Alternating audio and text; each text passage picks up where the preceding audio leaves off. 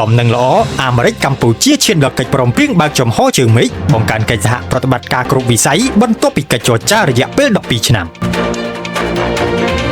ទំនាក់ទំនងអាមេរិកកម្ពុជាកំពុងបើកទំព័រថ្មីដ៏គួរឲ្យចាប់អារម្មណ៍ក្រោយលោកហ៊ុនវ៉ាន់ដឺថូលឧបការីរងរដ្ឋលេខាធិការក្រសួងការបរទេសទទួលបន្ទុកកិច្ចការអាស៊ីបូព៌ានិងប៉ាស៊ីហ្វិកបានបញ្ចប់ទស្សនកិច្ចផ្លូវការនៅកម្ពុជាយ៉ាងជោគជ័យលោកវ៉ាន់ដឺថូលបានជួបពិភាក្សាការងារសំខាន់ៗជាមួយនឹងថ្នាក់ដឹកនាំជាន់ខ្ពស់កម្ពុជារួមមានឯកឧត្តមឧបនាយករដ្ឋមន្ត្រីប្រាក់សុខុនឯកឧត្តមឧបនាយករដ្ឋមន្ត្រីស៊ុនចន្ទថុលនិងរដ្ឋមន្ត្រីការពារជាតិកម្ពុជាឯកឧត្តមទាសីហាដោយជំនួបនៃកិច្ចចរចានេះបានធ្វើឡើងក្នុងគោលបំណងពង្រឹងទំនាក់ទំនងទ្វេភាគីការលើកកម្ពស់សន្តិសុខតំបន់ព្រមទាំងការពង្រីកកិច្ចសហប្រតិបត្តិការសេដ្ឋកិច្ចផងដែរលទ្ធផលនៃកិច្ចពិភាក្សាបានបញ្ចប់ប្រកបដោយភាពជោគជ័យលើកិច្ចព្រមព្រៀងបើកចំហជើងមេឃរវាងអាមេរិកនិងកម្ពុជាកិច្ចព្រមព្រៀងនេះត្រូវបានគេរំពឹងថានឹងជួយសម្រួលដល់ការតភ្ជាប់អាកាសចរពាណិជ្ជកម្មការជំរុញលំហូរទេសចរនិងលើកកម្ពស់ការវិនិយោគរវាងកម្ពុជានិងសហរដ្ឋអាមេរិកការវិវត្តថ្មីនេះត្រូវបានគេចាត់ទុកថាគឺជាសញ្ញាវិជ្ជមានមួយដែលអាចនាំឲ្យទំនាក់ទំនងកម្ពុជាអាមេរិកកាន់តែមានភាពរឹងមាំនិងបើកឱកាសថ្មីៗជាច្រើនសម្រាប់កិច្ចសហប្រតិបត្តិការនាពេលអនាគត